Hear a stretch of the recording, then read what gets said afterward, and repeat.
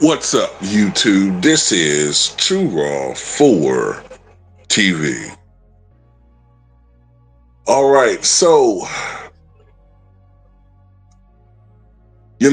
shout out to the brother Town Biz, because I didn't know that they were this close to the WNBA Finals. I mean, I've been noticing that the Fever were doing very, very well without Caitlin Clark, which, by the way, you would think this would be the story of WNBA season. Because last year all we heard was that she didn't have any help. For Caitlin Clark's entire career, basically, ever since she really came of age, when she was with the Hawkeyes, right, the Iowa Hawkeyes. The whole time we've been hearing how the only thing holding her back was that she didn't really have much of a team. In college, her first year in WNBA, coaches get fired, team personnel gets upgraded. And yet here we are, beginning of the year, when they struggled a bit and she was playing well, you hear, oh, this team still isn't good enough. Then she started playing like shit. She gets hurt. She hasn't played since mid-July. And here we have the Indiana Fever, one win away from a trip to the WNBA Finals. Aaliyah Boston, ballin'. Kelsey Mitchell, ballin'. And you hear nothing. Crickets. Now, there are real Indiana Fever fans out there. And I'm not talking to you.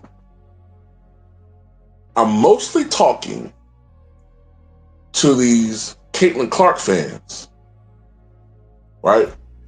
Who pretended to be Fever fans, but they're really just Caitlin Clark fans. And they're low-key disappointed that the team is doing well without her. They can't really come right out and say it, but they really don't like the fact that this team is winning without her. Because they have, as I said before, a lot of them have an ulterior motive. It's not about basketball. It's something much more devious and disgusting. So to have lesser players in their minds, or lesser beings, like Boston and Mitchell carrying a team, doesn't fit their narrative. And they're doing it against a player, A'ja Wilson, who is the best player in the game.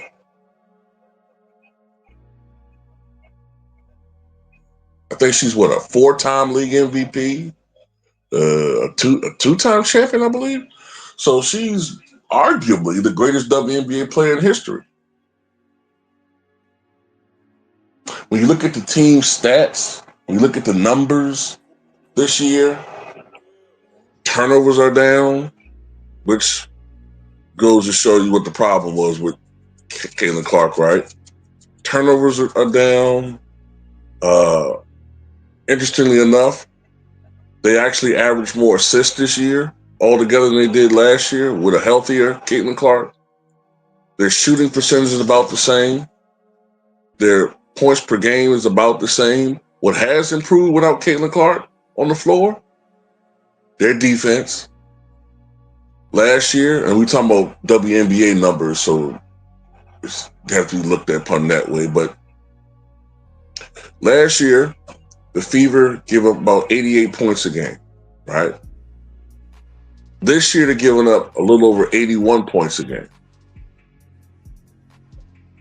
That difference is the difference between a mediocre team and a team that's overperforming a little bit and perhaps is on the verge of a WNBA Finals. Even if they don't get there, even if they lose to the Aces, Why is this not a bigger story? Why is it all of a sudden Stephen Smith has no interest in the Fever when he don't have Caitlin Clark's, TWAT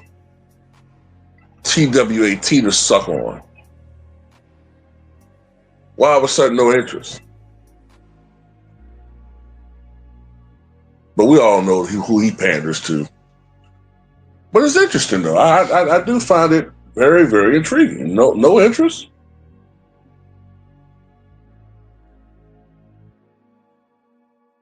I mean, this should be a big story, but it's not.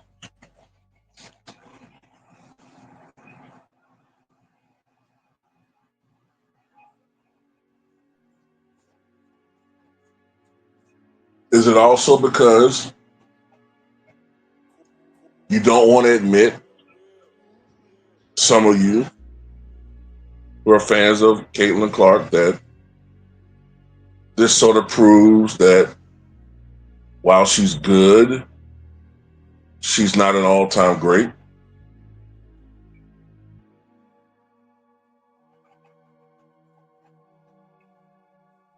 And we all know that if Angel Reese was in the same position, we wouldn't hear the end of it when it comes to Caitlin Clark fans. We know it. We wouldn't hear the end of it. Hell, facts don't even matter to these guys. Facts don't matter to Caitlin Clark fans. They don't. Kind of remind me of another fan base. They keep talking about how she rebounded her own misses when she has significantly improved her field goal percentage. Angel Reese, significantly, from 39% to 46%. Across the board, her numbers are improved. Her game is improved. She's not going to be a perimeter guard. But then, it's interesting. Whenever I compare Caitlin Clark to Asia Wilson, they'll say, well, Asia's not a guard. Why are you comparing a guard to a forward? And then y'all do the same thing when you're comparing Caitlin Clark to Angel Reese. The hypocrisy is what gets me. But anyway, congratulations for a successful season to the Indiana Fever. Even if you lose this pivotal Game 5, Game 4 they won 90-83. Even if they lose this game, and yeah, you can make an argument that they're getting a little bit of a favor. Oh, by the way, do you know that I have actually seen some Caitlin Clark fans going along with the narrative? This is how you know they're not fans. I have actually seen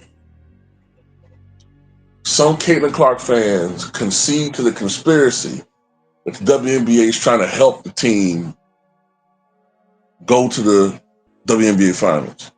That's how conflicted these people are. They like Caitlin Clark, but they want her to get the credit. Just her. They don't want the negresses of the team to get any credit. Just Caitlin Clark. So they're really torn right now. Like they don't want anybody else to get any credit. So they'll like something that shits on the other girls, and all as it, in their mind, props up Caitlin. These people are schizophrenic, man. And yes, I have actually seen that on X/Twitter. I've seen Caitlin Clark fans make an argument that the team is getting some help from the powers to be. But we know, they're getting a little bit of help, but that's because fans want to see the Fever. And we know what Caitlin, what, really, nigga? Really? So when people were saying that last year, y'all was calling us haters.